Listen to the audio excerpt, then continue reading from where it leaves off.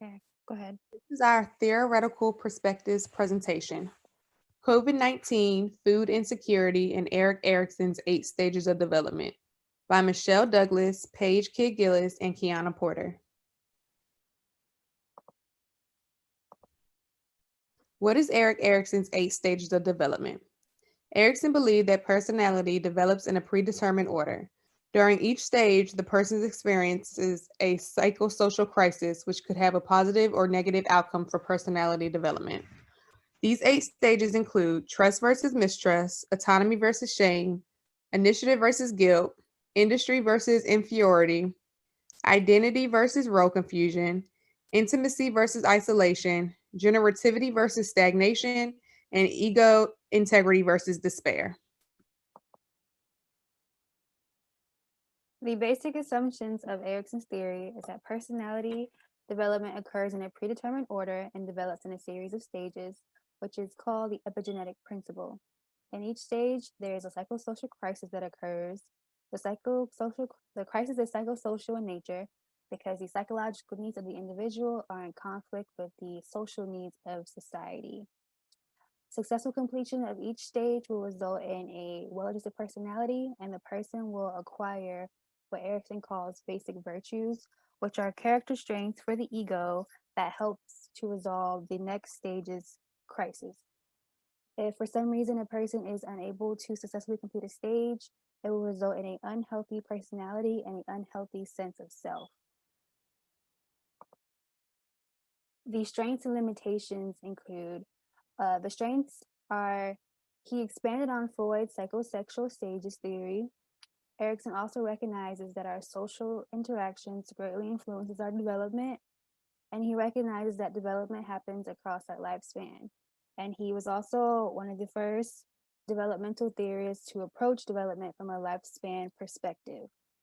The limitations are the theory lacks diversity, and many people believe that the theory is more applicable to boys and girls, specifically white boys.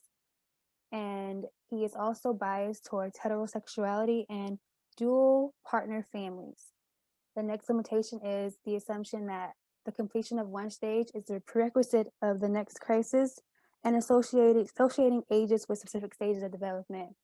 Many people do not adhere to the age grading that the model implies, and these crises can happen at any time, and often certain life experiences can cause a stage to be reactivated.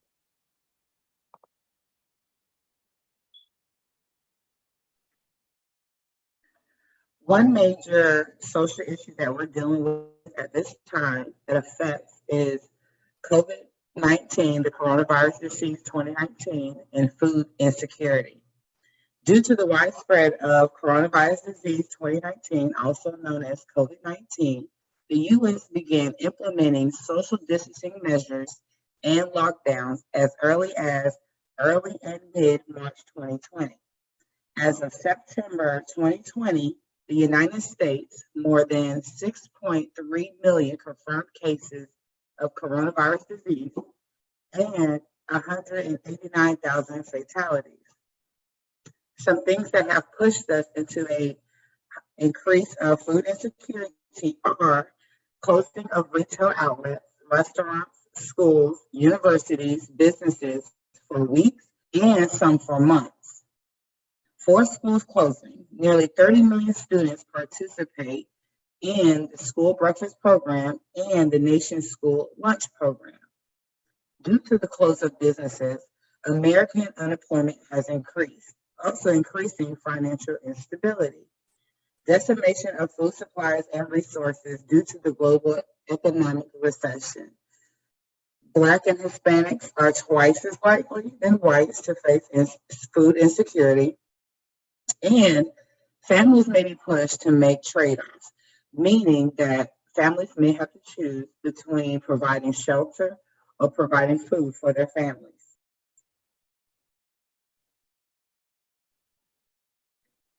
The next food insecurity prior to COVID-19 and during and the approximately after COVID-19 effects. Prior to COVID-19, approximately 139 million people were already considered food insecure. 13.6 households with children. That means that approximately 5 million children are in a home that is food insecure.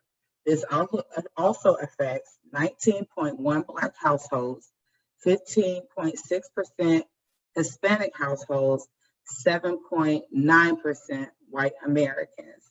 Prior to COVID, 1 in 9 people in the U.S. used the SNAP program, which is a food aid program. During COVID-19 and approximately after COVID-19 effects, approximately 265 million people will be affected of food insecurity. That doubles the amount prior. 23% households, 27.5% of the households with children. This increased amount is 13.9 million children affected by not having enough food. As of March, the SNAP program expanded by an estimate 40%. The SNAP grew between February 2020 to May 2020 of 17%. Another documented issue is the food programs are not able to meet the nation's needs at this time. The next few slides will go over the Erik Erikson stages of development and the effects of being food insecure. As stated by Kiana, the social relations influence development. In stage 1, trust versus mistrust, which is the ages of birth to 1.5. In this stage, the development of sense of trust from consistent, predictable, and reliable care. Success in this stage will lead to a virtue of hope. Food insecurity can lead to less responsive parents. With that, COVID-19 food, there's insecurity and unpredictability. Failure to retrieve hope can develop fear. In stage 2, autonomy versus shame, ages 1.5 to 3 years old. In this stage, development sense of personal control over physical skills and sense of independence. This is where they start to pull a little bit away from their family and find their parents and find their own independence. Success in this stage leads to a virtue of will. Food insecurity is associated with fair and poor health and development risks. Failure to grow will in this stage can lead to the lack of self-esteem, shame, and doubt in their abilities. In the third stage, initiative versus guilt, ages 3 through 5. This is the stage where they develop sense of initiative and feel secure in their ability to make decisions. This is a stage where children ask a lot of questions. Success in this stage can lead to a virtue of purpose. With food insecurity, it can lead to a weak parent and child attachment. With the inability to develop purpose, it can lead to the development of guilt. In stage 4, it's industry versus inferiority. This stage is where, as you see, ages 5 through 12, this is the stage where they start to go into the schools and depend more on the teachers. So you're learning to read and write. Peer groups are a major source of self-esteem in this stage. Success in this stage can lead to the virtue of competence. Food insecurity has been associated with ADHD. Failure to lead to a child feeling inferior and insecure in this stage is not implemented. In stage 5, identity, birth, role confusion, ages 12 through 18. In this stage, the children are searching for a sense of self and personal identity. They will re-examine their identity to find out who he or she is approaching into adulthood. Success in this can lead to virtue of fidelity. Failure can lead identity crisis, resulting in rebellion or feeling unhappy. In stage 6, intimacy versus isolation. This is a stage of ages 18 to 40 years old. In this stage, they are focusing on forming intimate relationships, loving relationships with other people. This is where the focus becomes to longer terms of commitment. Success in this stage can lead to the virtue of love. Food insecurity, uncertainties, and can lead to, especially as you stated prior, social isolation. So failure in this particular stage can lead to isolation, loneliness, and sometimes depression. In stage 7, generativity versus stagnation. This is ages 40 to 65 years old. This particular stage focuses on leaving a legacy. At this time, the adults are trying to create or nurture things that will outlast themselves, something they can leave behind. Success in this stage leads to a virtue of care. Food insecurity is associated with stress and anxiety in adults, with dealing with the different issues that are going on right now. Failure to find a way to contribute to a person will become stagnant or feel unproductive. In the final stage of Erik Erikson's 8th stage is the ego, integrity versus despair. This stage is from 65 years old to their passing, to their death. In this stage, they are accepting of one's life cycle. It's more of a reflection stage where they see where they've been and then where they are now. So it's a sense of coherence and wholeness. Success in this stage can lead to a virtue of wisdom. COVID-19 has the ability, as we all may have experienced or not, it can bring on fear, especially for the older population, to retrieve food from the markets due to their vulnerability to COVID-19. Failure of feeling unproductive leads to the feel of guilt about one's past.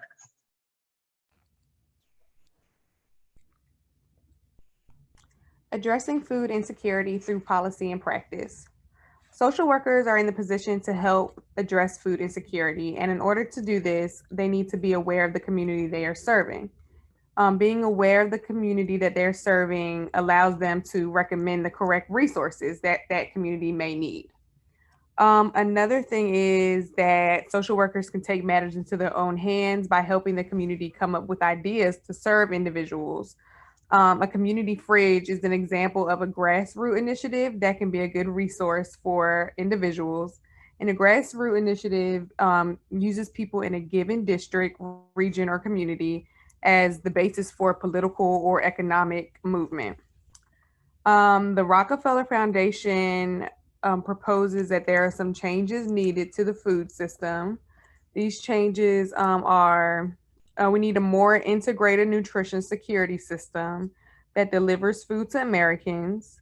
We need an equitable prosperity throughout the supply chain and reinvigorated prosperity through the supply chain. And just a few recommendations that my group feels is necessary.